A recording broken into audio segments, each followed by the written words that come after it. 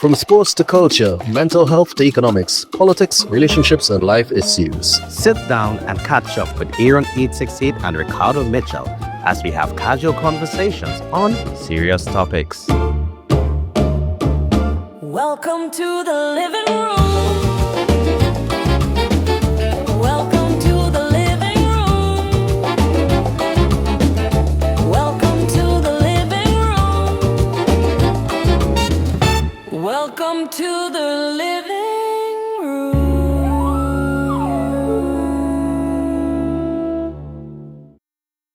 It is now 6 p.m.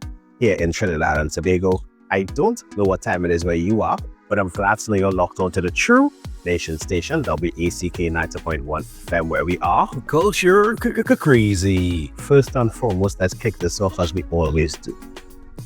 Just gonna thing that first fall on the chair once the neighbors made that trap you. Must give thanks and praises to Almighty for granting us the gift of life and seeing another day. No matter what time of day it is, you must always Give thanks. Secondly, we have to say thank you to those that went before us, and we are not just talking about our ancestors, the original inhabitants of Trinidad and Tobago, because we all know, reiterate and say with his chest that Columbus lied, but also to our brother in music, Tony Prescott, but the P this week stands for. I don't know, Aaron. There are so many. Final is one. Penal. Yeah, yesterday morning there was a triple homicide in Penal. P could be for petrol, and we're seeing Raising petrol prices. rising prices And not just petrol as in vehicle, also aviation fuel. all over the world. The P could be panic button, although I'm not one inclined to press the panic button. But let's You know who should press the panic button? oh, Tough love. I told them serious thing that this serious thing is not For you. No, for you it's serious. For you, remember, serious is relative, huh? We're going back down this road. Serious is relative, because what is serious to you may not be serious to someone else. Only when things affect some people, then the severity of the situation is noticed. You know what's serious, Aaron? What's up? P is for President Trump. Sorry, President T wrong, because he has assigned ICE agents to fill the roles of the TSA agents who aren't working because they're demanding the unpaid salaries. Oh yes, I saw that. And then I also saw various news houses reporting the long list, the long lines at the various airports. And even as you have clear or pre-check or all those different services that are offered, it isn't really helping because there aren't sufficient staff to process persons. And now the IC agents who have all been, well not all, but a lot of whom have been filmed of overusing their powers are going to be the people that check in your passport and your visa. You can imagine going into those lines and you are met with a masked IC agent with his riot gear. I mean, I have to imagine. Yeah. P is for pray. P this week is for pray. Yeah. I would say protest, but apparently, well, besides being in a SO, you are not being allowed to protest. Right? You're not even allowed to march. If I'm not mistaken, the Spiritual Baptists were denied permission to do a march this week in recognition. Saturday, I think it was. Right, and they're gonna have a week of prayer instead. So, Eid Mubarak to the Muslim community. I think it was Saturday night. The moon was officially sighted. It was not Friday. Yeah. Very, very, very interesting things going on this last round. But the P also stands for permit me to introduce myself, or ourselves. Himself first. No, yourself. You go ahead. No, you don't want to go first? No, go ahead. P is a primary, you know. You go ahead. You know? Right, well, this is Ricardo Mitchell, the social stage and the global stage. And, wow, yeah. This is my, I don't know if I call him co-host or like the more host, because he was here first, so he's more host than I am. Or it's like a bro host. Bro host. Yeah, my bro host. Bro host is sufficient. Yeah. Here on H68, I remind each and every time that culture is my code. A lot of things are taking place. Plethora. a plethora of things are taking place. And as we have established before, it's very difficult to keep up with everything that is going on, which is why I said severe things or serious things to you may not be as serious to someone else, because persons are choosing where to carefully put their attention. Right. So for those who may be traveling in or out of the US, the situation at the airports is serious to them. Well, I think people traveling anywhere right now, things are getting serious. No, you remember you pointed to one specific thing. I did. So I'm saying for those who are traveling to the US who may experience that at their ports of entry or exit, that would be serious to them. For persons who are in the hotelier industry in Trinidad and Tobago, there's something which is serious to them. Yeah, I believe as I said, I think the city Hilton considering Hilton is considering withdrawing. But before you cast aspersions and try to point blame at any government, please read the investigative article. this week, so please peruse. Please peruse, yes. Yeah. Please read the article, because in Trinidad we love to point fingers. And we like to just look at headlines. Exactly. So please read that article which Ricardo would. Someone is giving me work, I just read the article though. I couldn't put it into the episode before we recorded. Exactly, I know that. So But it's cool. right? That's why they pay me the big bucks. Kenny. Right? Make sure to read the articles. Please. I'm begging you here. Read the articles before you come to a place where you want to cast judgment on who may be at fault or who should be held accountable. And that's the discussion that we would have had last week in terms of maintenance and accountability. Because after you read the article, you will hear that the lease was signed for 20 years, all the way back in 2013, I think it was. And the building, the structure would have remained under the ownership of the Trinidad and Tobago government, which means that the government of Trinidad and Tobago, from then to now, would have been responsible for maintaining the facility and upgrading according to the standards that Hilton would have needed, because all Hilton has is the name and the staffing requirements and those kind of different things. And also, any franchise, if you don't maintain the standards, They have the ability to pull out. withdraw. Yeah, and that is, I think, why franchising is a very tricky business, because the burden is not with the franchise name.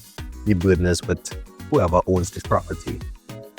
So again, it's something that has to be looked at, and I do hope that our current government can find a solution.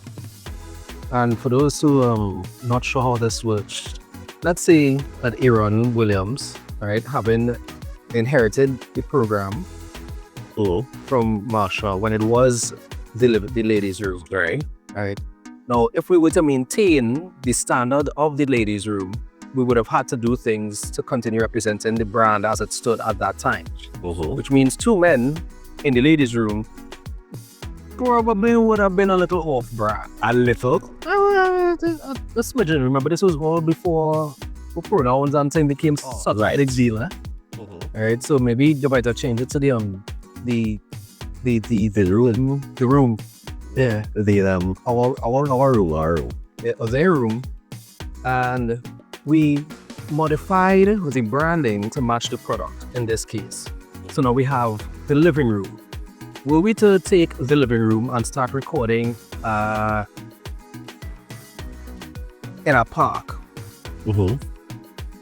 or in a bank, we've moved from what the brand is. We're supposed to be having casual conversations on serious topics. Now, if Aaron decided, you know what, I'm going to leave the living room in Cardo's hands and go and establish another living room in another format under the same franchise, we would have to stick to the format agreed upon. We'd have to stick to the existing structure as we would have established. If he does something under the living room name, he does another show, the living room, we outside, and he outside, and he doing things that suddenly don't reflect what the show is, we well within the right to say, you know what, that is not the living room standards. and you're no longer allowed to use the name for that product. Either upgrade the product to maintain the standard that we've set, or you change the name and you continue it in how you want. Correct. And I'm going to use a very good example of what maintaining standards are. And this is a real time. Last week, Aaron expressed some displeasure with elements of the new opening that I presented. And the argument that won me over was Aaron's hands on his head and wiggling and walking up himself in the station. While funny, it was not an accurate reflection of what the brand is. So you know what I did? I made sure that I changed it to reflect the agreed upon standards. And sometimes the agreed upon standards are non-verbal. And I'm going to use non-verbal to say, 20 years ago we had politicians who, despite the way in which they spoke about things or each other, there was a line beneath which they did not go. There was an unspoken agreement that there would be a standard, that there was a decorum that they functioned in. Sadly, since the passing of two of those great stalwarts, we don't see the same standard being upheld. And some of the verbal exchanges, less than impressive. Less than impressive. And what I would add to that is, well, on the last point first, is some persons may think that the previous persons in positions of authority in Trinidad and Tobago would have spoken with a grandiloquent kind of gesture and speech. I was like, wait, but why them had to talk like that? They feel they're better than everybody. Right. But it brought a certain level of class to go with it. It exuded a sense of authority and respectability. And one will admit that during the COVID period, we would have been exposed to a lot of sorry? No, you didn't. Yeah, we would have been exposed to a lot of new words by the then Prime Minister. No, it is what else. As of midnight tonight? No. Oh gosh, man. You know, not that. Or the con swallow up and all them different things. As after. Because some of my favorite words, cock swallow on poppycock, balderdash, I think is one. Right, so the language which was used was one which made us go pull out our dictionaries. Yo. And when I say dictionaries, you talk about the Merriam-Webster's here, as opposed to terms that we have to go and look in the Cote la to find out what they mean. And the first aid in English and student companion and them kind of. Right, so we ask that our politicians or persons in authority treat each other with respect, because you all are the examples that our children are looking up to, that us the adults are looking to, because let's face it, us as adults, we still need people to look up to. Yeah. So we ask our persons in authority or office holders to be more respectful of each other, because if that is how you all communicate with each other, then me on the street meeting a man, I might greet him away that he may not be in agreement with. So as we have said on the living room, one thing that we continue to ask is that you be kind with your fellow man. Because you don't know what somebody else is going through first and foremost, but also be kind from the angle of respect.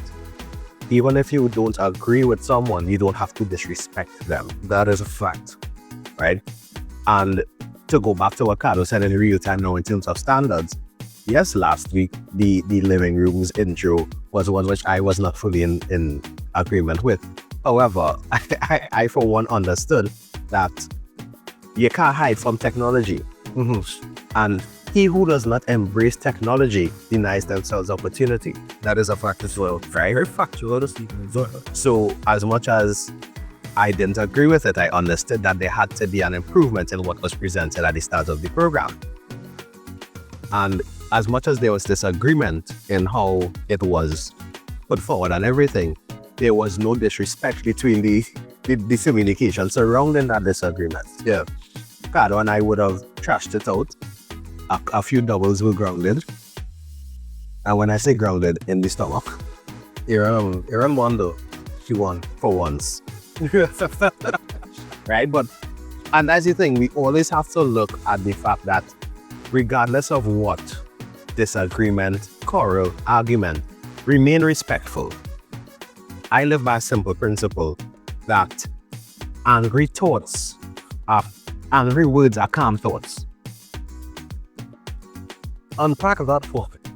And what words are calm thoughts? Yeah, when I say angry words being calm thoughts, that something could upset you and a thought will fly to your head, wait boy, I don't like this, and something bad may come out. But when anger takes over, and some persons tend to give them out liberty when they're angry, the little thing that you might have think of when you was frustrated or when something upsets you, that might fly out. And it is going to fly out in such a way that you can't take back. I like the idea. I would modify the language a little bit. Except angry words are calm thoughts. It's kind of like angry words, uncalm thought. Because, well, at least what my interpretation is, because you would have a thought that is reasonable, but if provoked, you would express that very reasonable thought in a very, very harmful way. Correct. And what we have to remember in arguments, the hurtful things you say sometimes cut so deep that they could never be forgotten. No. And notice I said not forgiven, huh? Forgotten. You can't uncrack certain eggs. Correct is right. So always remember, be respectful. The other day I was speaking to a co-worker of mine, and a couple obscenities came out on her end of the conversation. And she hastily apologized, and she's like, I forget you don't curse. I was like, I do curse. However, I try not to curse because I don't want it to form part of my regular speech. Right. So for me also, I don't say hurtful things to people because I don't want it to become part of my regular speech. Well, it turns out that even the helpful things I say to people hurt a lot. So I don't imagine when I say hurtful things. And the sad thing is, you're saying helpful things hurt. And as I said before in tonight's program, you may think it's helpful, but to others, it's how they interpret it. Remember, communication is a two-way street. It's encoded and decoded. So you could encode your message and say, hey, you didn't think it was appropriate to move the bottle of water from here to here? And somebody could decode it that, so you had to tell me no, that I had to move this bottle? Yeah, and you know what? I recognize as well, the same rain will fall and some places flood and they don't, and others don't. Correct. Right? At the end of the day, you can't blame the rain for the ground not being able to receive it. Or the drain being so clogged that the natural water does not flow. And what I've learned is that regardless of how I rain, I have no responsibility. I used to think that I had some, but I realized that I have no responsibility for other people's receptiveness. I beg to differ on that. Because Though using point. though the rain is falling, and I think rain is a poor example to make the comparison. This man just on example, my example, you know. Exactly, that's what happens sometimes. But even if you say you want to say something, remember, you have to remember the emotional capacity of the delivery of that. So emotional intelligence is important. No, that said, not that I don't consider, I say I don't have responsibility for. Because let's use rain as the example, even though you don't want to. How much rain does it take for Port of Spain to flood? 10 seconds. Right. Alleged. So what I'm saying is that sometimes is not the inability of a person to receive, believe it or not, or the majority of the responsibility for that falls on them.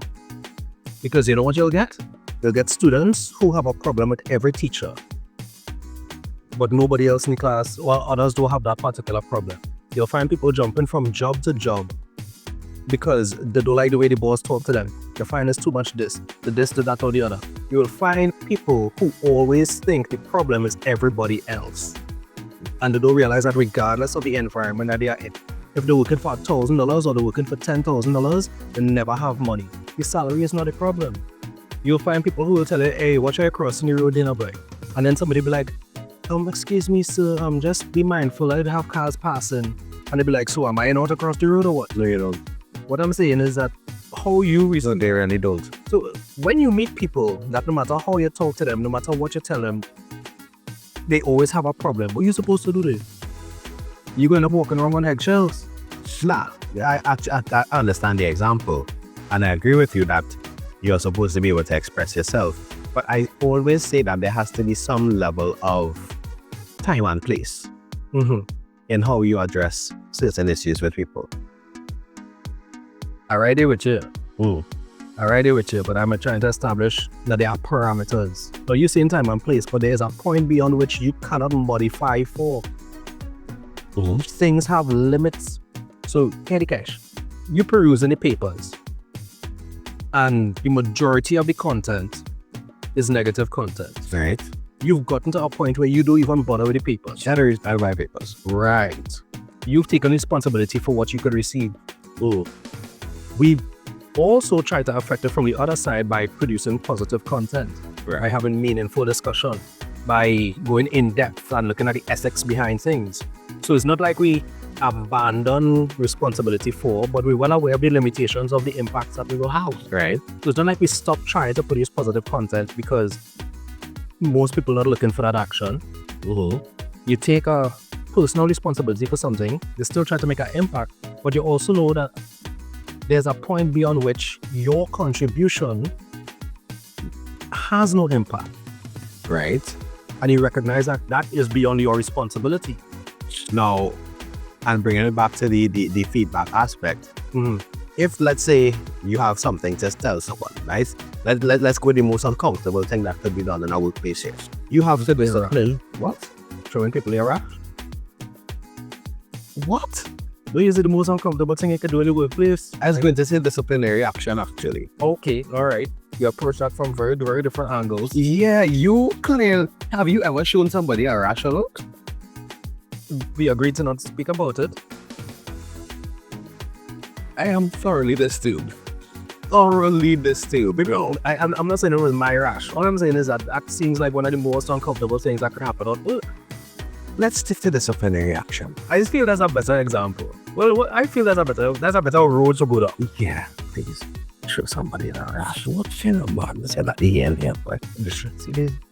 Right, so you have, as a supervisor, you have to discipline one of your positions in your department. Yeah. Would you do that first thing in the morning as soon as the person walks through the door? If it could impact the rest of the day, yes. In the sense that, what am I going to do? Wait for the right time? No. Mm-hmm. As soon as the person walks in the door, Before I say good morning? the person just crack the doors to come in the office. Mm-hmm. Yes, Mr. Mitchell, I need to speak with you now. It might be the first thing, but I guarantee it's not going to be like pseudo force. Right, so that's accident. Notice the question I asked. Mm-hmm. The person who walks in the door is your first thing to them. We need to talk. You guys that's a bad way to start out. Right. So you start the conversation, good morning, Mr. Mitchell. And they go to their desk and whatever. Then you go to them privately. You go to their desk. You know, you ask that kind of question that didn't have parameters that you're introducing in the answer. No, but I know why I did it that way. Because if I gave the parameters up front, Yeah, I would have answered that wouldn't allow you to get to your point. exactly. You know who you're dealing with, shit. So you go to the person's desk, just like this, sit next to the desk, stand up with them, you knock on the door, whatever. Hey, Mr. Mitchell, we need to have a conversation. Could you check me in 15 minutes? Or could you check me in 5 minutes? Would that be better received in that scenario? As opposed to, as soon as you walk in the door, yeah, Mitchell, check me there. Well, it depends on the office. Forget the office, I'm just asking, again, you're introducing other aspects. But based on the two things that I put forward. Since you say office, we'll say office. The second option is less palatable. However, It's less palatable. hey, Mitchell, check my day. Oh, okay. Right. You see, that's what's happening. You're using track of your own question. Don't let me baffle you. Right. So here the catch. What if all the time the way that we talk is relaxed and informal? And then when I walk in, you hit me with a good morning, Mr. Mitchell. Could you check me in 15 minutes?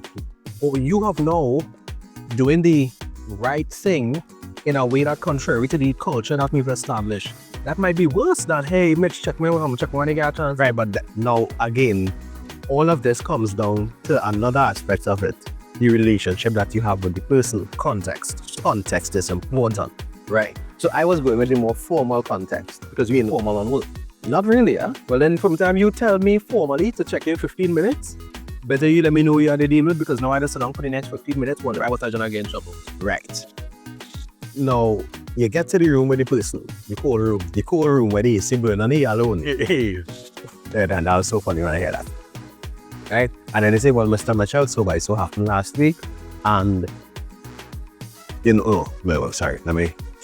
Mitchell, numerous conversations have taken place between you and I where I would have expressed to you that upon using the bathroom in the office, if you are the last person to use it, please ensure that you replace the toilet paper rolls. Right. Numerous conversations that happened that last week Thursday when I went to use the bathroom, there was no toilet paper in the office. You and I are the only two men in the office. What is going on? I went with something real low ball here. It wasn't too serious. But for me, that's real serious thing. Nah, that's a bizarre real serious. I believe that couple minutes could throw off with the reach inside and click. And then you realize, oh no, this. Right? Now again, based on what you've done there, I can tell you, and this is not even, I'm not stretching this thing out to make a point, I'm telling you that this is what we deal with on a daily. Right. You can't get it, oh gosh, hey, hard luck there, a real sorry about that. Yeah, I know we talked about it before, and it really just, It slipped me in that moment. and then it have the, so how your social is me?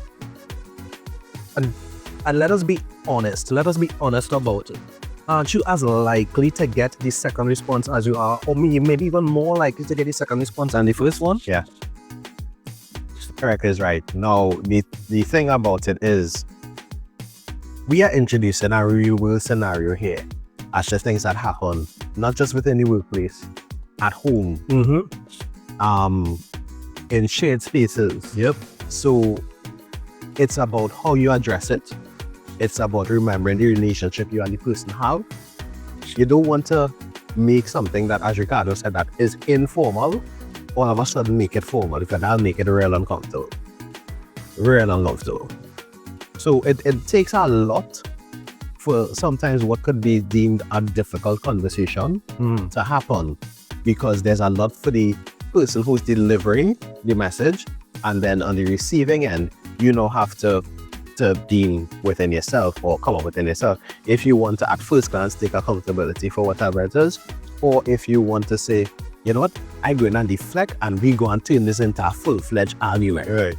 So there is a lot, and we just asked that again. We said, be mindful, be respectful, but most important, have that difficult conversation if you have to. Because without having it, you kick the can down the road, and then the anger could take over. And then some choice will... Something that could have been, hey, by the way, this, that, or the other, becomes, you're throwing something at somebody, and now they more upset than you because they want to know how long you holding that. Yeah. What the hell I'm saying is, there's a reason that conflict resolution is an actual field of study. Right? I would ask, and to give some ingredients as towards a solution, consider compassion and humility, and which one of those two, or maybe how much of each one you should use when you're having a difficult conversation. Yeah. Because if you are the one who are correcting, well, then have some compassion. If you are the one who is receiving, try to have some humility, because the odds are, if you are being corrected on something, it is also causing you harm that you might be unaware of. And that, there's a whole lot of conversation on a whole lot of topic. But the humility to receive correction, you know how many people stop saying anything just because the recipient showed no desire to learn or to improve. And it often leaves the person who in the wrong worse off than the person who know better. We just say that it takes a village to raise a child, but the reason we see any trouble we're seeing now is because the neighbors who would have supported have been taught not to get involved. As the neighbor. So imagine but you, the most polite, compassionate, mindful person, trying to add value to somebody's life because you're seeing what's going on. When you realize that no matter how you try to deliver this helpful thing to them, they don't want it, or you get cussed for it because that's not your place, what are you gonna do after that? Keep modifying your delivery? No, brother man, I'm not talking to nobody. And I'm saying that from a real world example. That's what I'm telling you. I'm not talking to nobody. You talk to all the experts. But I have altered my approach in that scenario. To do what? So now, instead of just ably watching the arguments or whatever it could be, so now I have given alternatives to the individual and providing them with an opportunity to do something else. So you're still involved then? I still involved, but me dealing with the people who cuss me. I deal with the cussee. I see. So instead of allowing the cussee to just do what I want, I giving them things to do that I could assist with. And talking to them while they're doing the thing. So you realize that you're empowering the space that was more receptive than the one that wasn't. Yeah. That's what I try to tell you. You have points in time where we can do nothing more with a space that unwilling to receive. So you're right. Sometimes the solution is to find a place that's willing to receive and point into there. Correct is right. And so when you bounce up a teacher who pay more attention to some students than others, it's not always that the teacher likes some more than others. Is that them children more willing to learn, more receptive. Now, as we're talking about receptive and things like that, there are some questions that I wanted to pose into this edition of the Living Group. It's a little ethical unpacking them. Anyway, go on. Right? And these questions are posed on, again, real world scenarios of what is taking place in Trinidad and Tobago. Are these rhetorical questions or you actually want me to answer them? Because there was one thing, you choose. One thing we just had to learn is whether you're listening to respond or to just nod and smile. What I'm saying is, do you want me to be supportive and just let you express yourself, or you actually want feedback? No, for some of them, you can provide feedback. Like this first one, you can provide feedback. All right, let me give my feedback. Feedback fish. More feedback. Just doing more of a tone, right? Yeah. My first question is, last week we would have seen a video circulate on social media of a person at the National Cycling Center telling the media that they could not come to the center for an activity, and that activity was the second recruitment drive. Yeah. Right? It took place last week and it's set to continue. What was the outcome of the first recruitment drive? Clearly a second. But from the numbers that I had seen, and I don't even really want to do this because I don't know if I'll be able to dig up the articles to support it, but it has been suggested that, okay, no, this is correct. Only a fraction of the jobs that they expected to be filled were filled. That is a safe statement. Right. So, according to the article on ACP News, 1,800 persons were hired from 28,000 applicants. Right. So 18 out of 280. Yeah. So that is just about 6 or 7%. Right. And you'll send me that so I could. Yeah. Well, I think it's entirely. I sent it there. So what I'm saying is, right, somewhere between 5 and 10% of the proposed, anticipated, expected, hoped for jobs were filled. I think that's a wrong way to look at that percentage. Under 10% of the persons who applied were successful. Okay, that's a very safe response. Under 10% of the people who applied were successful. However, I can understand why with a less than 10% success rate, which sounds pretty similar to other success and detection rates in the country, I can understand why you would not want a second drive publicized. Yes, I can understand that. There are very few spaces in the world where less than 10% would be deemed success. And the absurdity of it for me is that the subject of a news matter is demanding that those whose responsibility it is to present news get permission or invitation to present that news. It is absurd to me that you would tell people, or they should have called or ask or wait for somebody to tell you. I think that is ridiculous. So what are you telling me, Mr. Williams? Will the subject of this news matter to be a crime scene? The reporters would have to wait to be invited to a crime scene to report on crime? If it was a sporting event, should they have to wait to be informed and invited to cover the sporting event? Matters of public interest is the literal purpose for having reporting on journalism in the first place. Which is why that whole thing upset me thoroughly. It is absurd. It is more than absurd. That is as a pure an example of singing for your supper as I've seen in years. So it irked me considerably. FTL. Yeah. It irked me But back to the question at hand.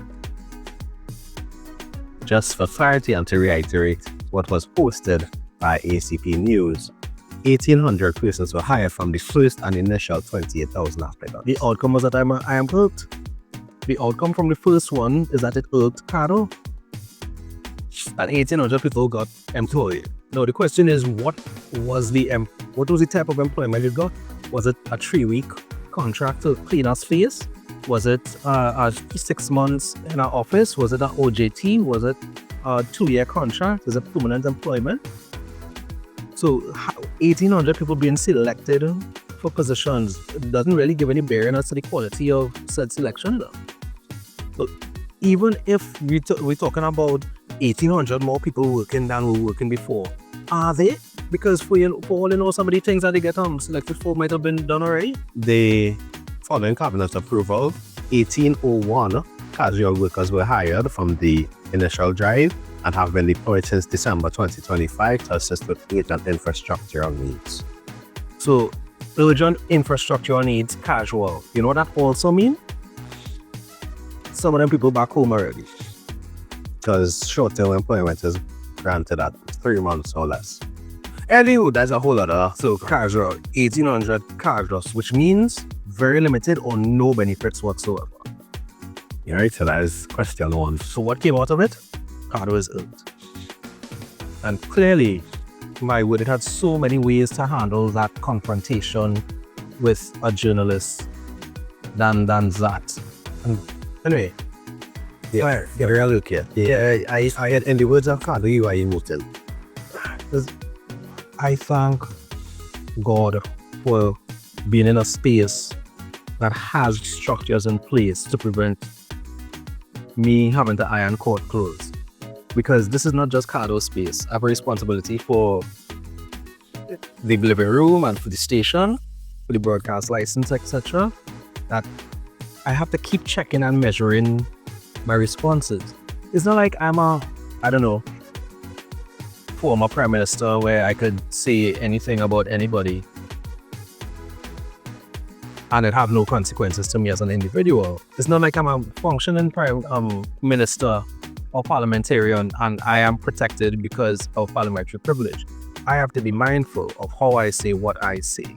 Please be aware that parliamentary privilege only exists within the chambers. And I'm not in the chamber. The living room is not a chamber. The living room is not a chamber. Right? Now, we have a next question. And I'm juxtaposing this in this specific way. You are in university. Mm-hmm. You're working on a group project. Mm-hmm. But you get added to a group mid-semester. Mm-hmm. Or like I go even further. You get added to the group 3 weeks before the project due. Right. About 60 to 70% of the groundwork is done before the project is completed. Do you feel right as the latest addition to the group to claim ownership of the completed project and say, it's because I'm me we complete this? No. The ethics of teamwork is something else entirely. Alright? Let's put it this way here. Let's say there's a relay team. 4x100. Big up Jerry Richards. Yeah, See you. Yeah. Dream the dream, man. Let's say I came off the bench or I transfer into the school. Right? Make the side and come off the bench to run the final leg of a relay. Then shouldn't I hold myself responsible for the success of the team? Getting them across the line? I think the relay is a bad example. Because these people have trained together and put in work beforehand. I think the relay is a bad example because you have active. They say come in and run the last leg. Yeah. So I like add a little more to that. When the battle was handed to you on the transition from 3rd to 4th, you was already 14 liters ahead. And it was my job to stay. And it was because I had it. Right. Should I take credit for it? Is not. I have no class in taking credit for that. What you acknowledge is the work that was laid beforehand. You recognize what it took to get us to this point, and you acknowledge that yes, there's a contribution to be made, carried it over the line, and let's hope that it is a marker for future successes. Right. Now, my thing about it is about giving credit, and credit is a very important thing for me because we like to take credit when things go well and pass on blame when things go bad. Yeah. So when things well, it's me, There's my child. Miguel Simon. But when things bad, like the father that I have, Yep, like your child. come on, right? So my thing is give credit. And I always like to say, you have to acknowledge the people that laid the framework for something to be completed. Because no project is successful without framework being put in place. No project is successful without the groundwork being done. You know why some people can't listen to the show you're on? Why? Because we are both fairly ethical people with a modicum of class. Somewhat. And the reality is that a lot of people might have met people like us and dealt with people like us, might even be people like us. But the reality is that there are sadly way more examples of the contrary.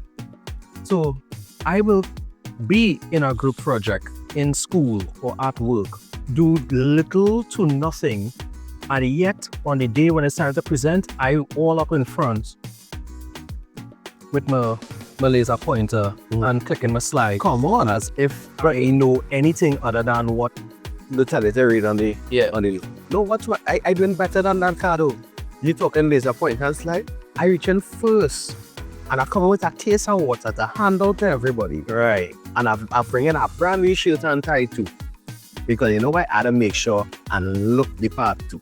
Right. What I'm saying is that there are people who have no problem whatsoever taking credit for work that they either didn't do or did less than they appear to be presented.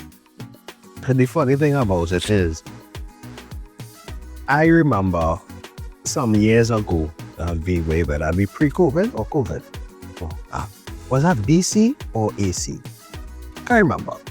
But I know C was somewhere in the middle of it, right? I was privy to a process, and for that process to be completed, you needed to complete 5 different documents, right? 5 documents.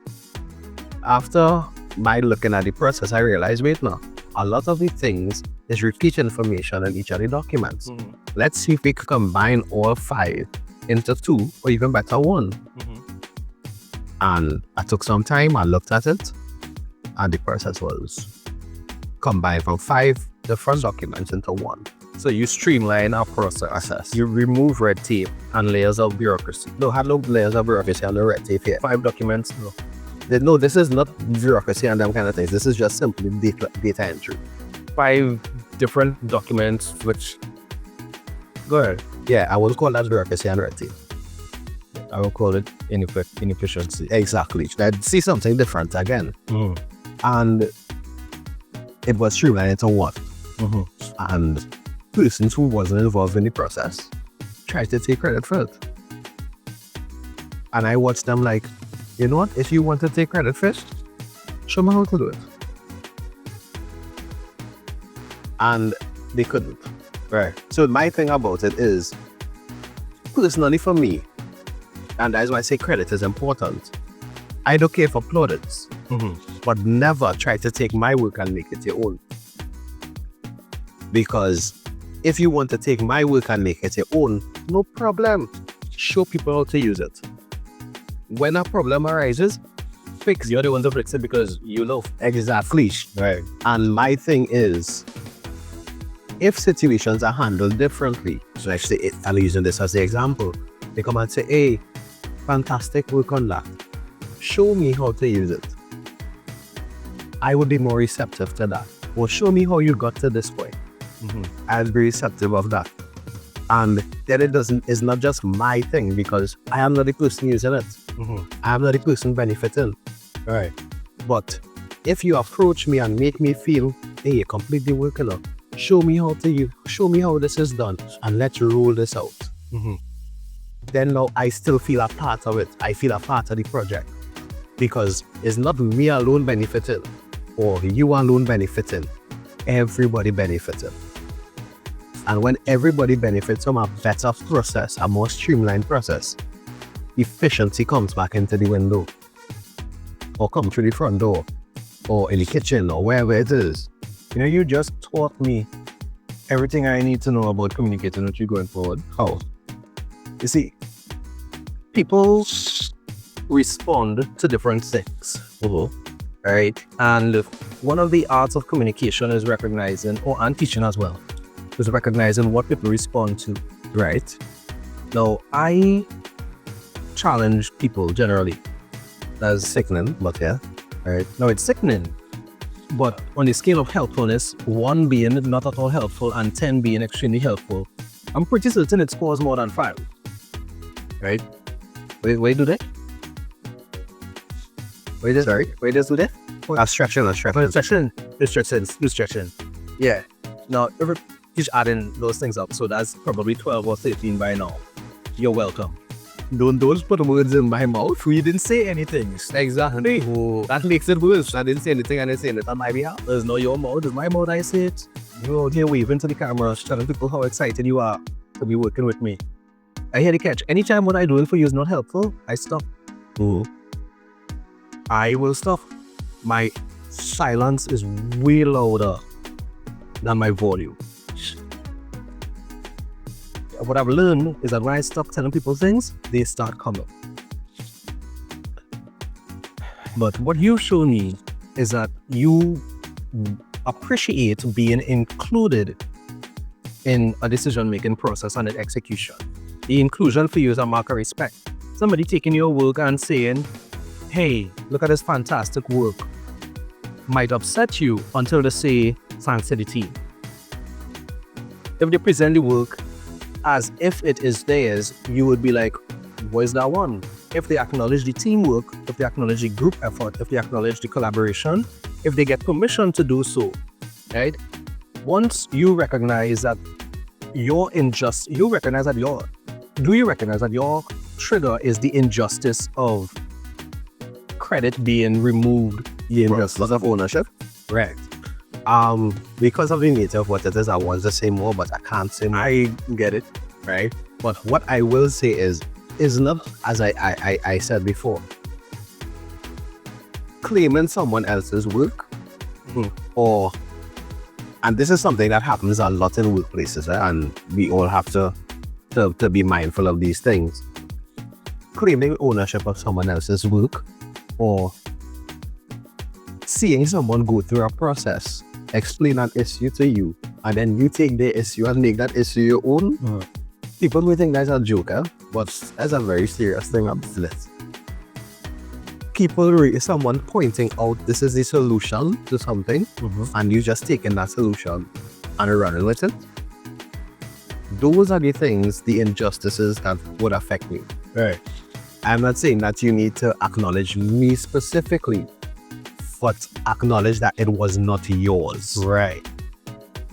And why I say it was not yours, because if the right person delves deeper and asks the right questions, you'll be made to look bad because you don't understand, 1, how the solution was arisen, 2, all the parts of the problem, or 3, how the system works properly.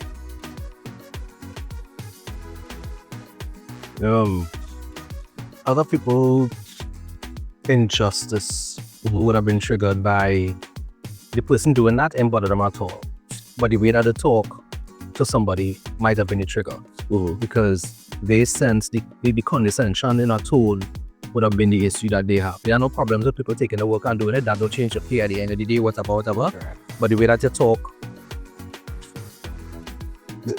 the point of don't come back home and goes back to something we spoke of earlier. you might want to raise your score from whatever it is you were doing just now. A challenge and 4.5. a challenge and it was helpful. 4.5. See what I did there.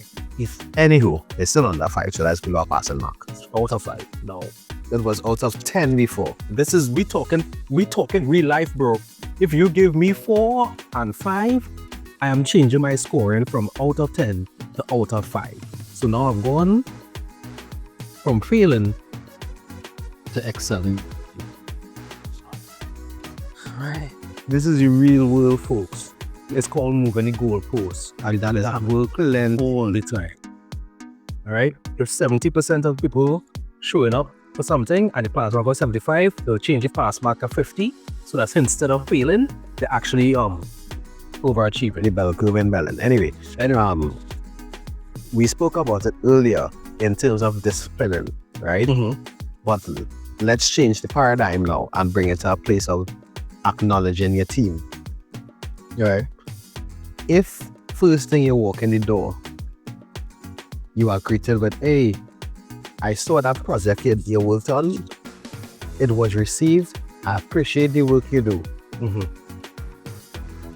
Are you going to feel more motivated to work for the rest of the day? Yeah. Or the second part of it is your supervisor comes to your desk, sits next to you and say, or stands behind you and say, hey, I see the work you put in yesterday was here until 6 o'clock when everybody else would have left off at 4. I just want to let you know that I see the effort you are making and I appreciate that. Here's a doubles. Well, you can like doubles. Here's a kiss cake. You're not supposed to meet in kiss cake. But man, I had one last week. It was the greatest. Yeah, good. I'm glad. Right? But those are the things, be it public praise or private praise.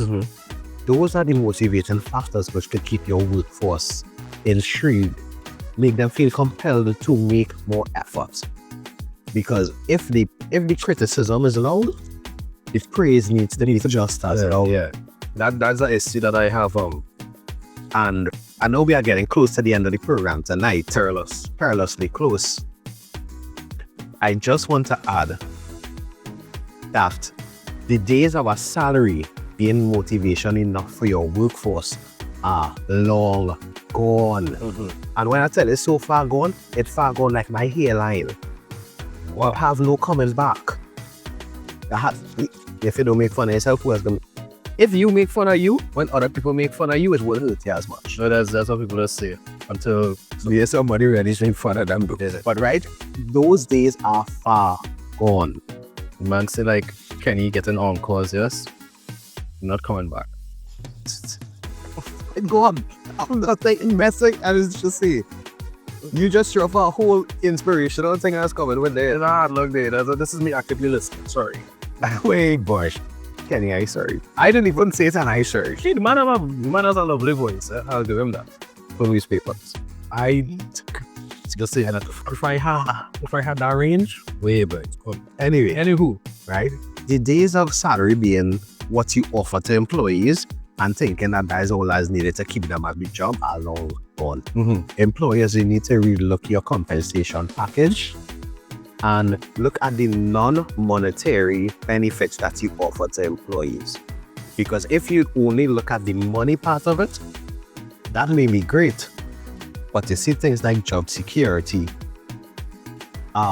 healthy working environment, clean facilities, with things like clean water to drink and toilet paper. Yeah.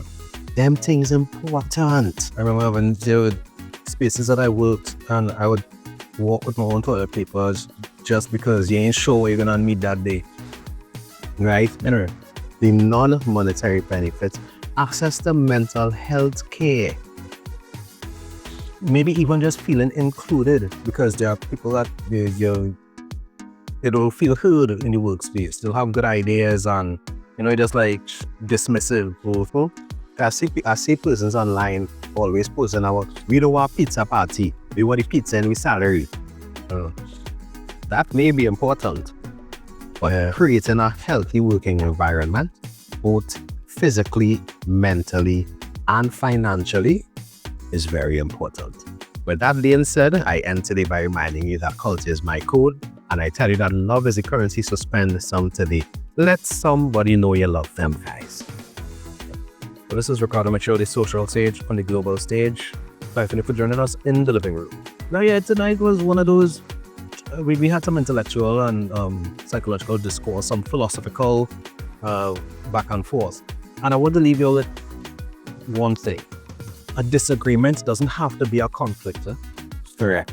A disagreement doesn't have to be a falling out. A disagreement can be ground for a conversation.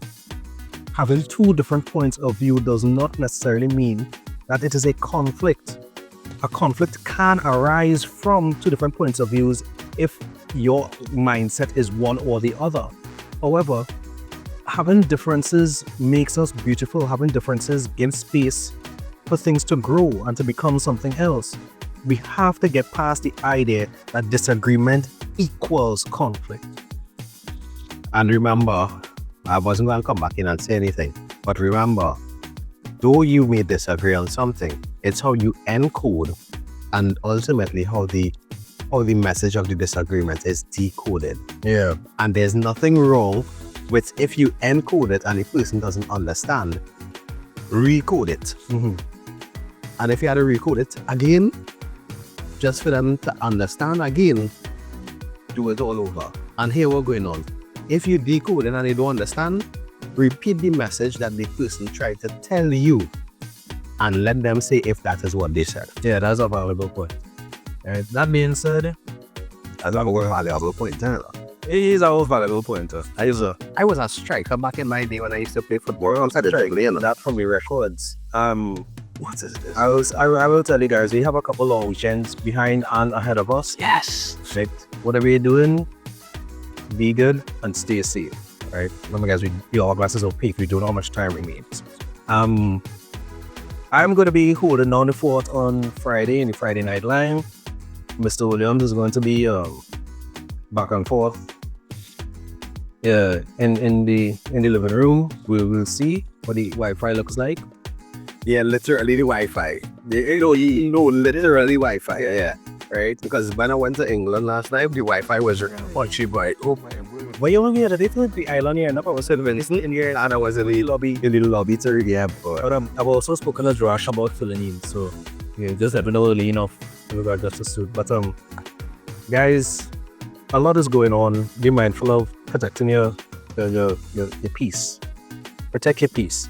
And again, just remember, not because you and somebody disagree means there is a conflict. It can be an opportunity to learn another point of view, to share another point of view, or to improve your current points of view. And oh gosh, this doesn't want me sorry. But remember that it's okay to change your mind. You could change your socks, you could change your pants, you could change your drawers. You could also change your mind. Hey, and World of Down Syndrome Day was the 21st of Was Saturday? Yeah, it was Saturday gone. Yeah. Right. What we have this weekend? This week, Baptist. Spiritual Strong Baptist Liberation Day. Yeah, Baptist Liberation Day. It's next Monday. The following Friday is Good Friday, and then Easter Monday. Alright. Hey, what I find amazing though, we just celebrated 3 different religious holidays within the space of 2 weeks. Trinidad is beautiful. I'll play a lot of nation building tunes on Friday. Oh yeah, you go, It's mine. you know what nation I go and build Friday? Yours too. Or you know what I go and build on Friday? A buffet. Actually, not going to build a bed to sleep. That's what I'll be doing on Friday night. But you walk with one of them neck pillows because you might be sleeping in the airport. Do it. Well, man.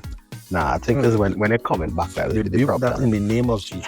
Alright? Keep it locked, guys. Mr. Desmond is not up next. He's now. He's not.